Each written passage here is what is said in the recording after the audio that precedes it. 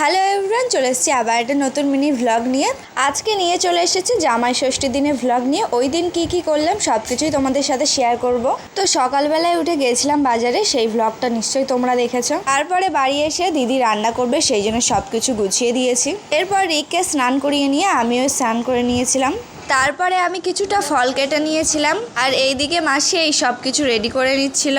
আর আজকের দিনে তো রিকের ভীষণই মজা হচ্ছে, তাই জন্য আমি আর রিক মিলে একটু মজা করে নিচ্ছিলাম। চলো তোমাদেরকে দেখাই এই দিনে কি কি আয়োজন করা হয়েছিল। এখানে 6 রকমের ফল দেওয়া আছে, আর তার সঙ্গে 6 রকমের মিষ্টি, তার সঙ্গে আইসক্রিম আর চিপস দেওয়া হয়েছিল, তার সঙ্গে মিষ্টি, দই, চিড়ে মাখা এই সব কিছুই দেওয়া হয়েছিল।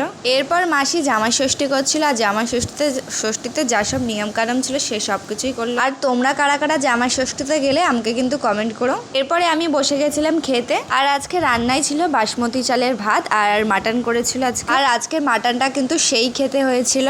আর হ্যাঁ, তোমরা কারা কারা এখনো আমার মতোই আইবুড়ো রয়ে গেলে আমাকে কিন্তু কমেন্ট করো। দেখা হচ্ছে নেক্সট ভিডিওতে। আজকের মতো টাটা।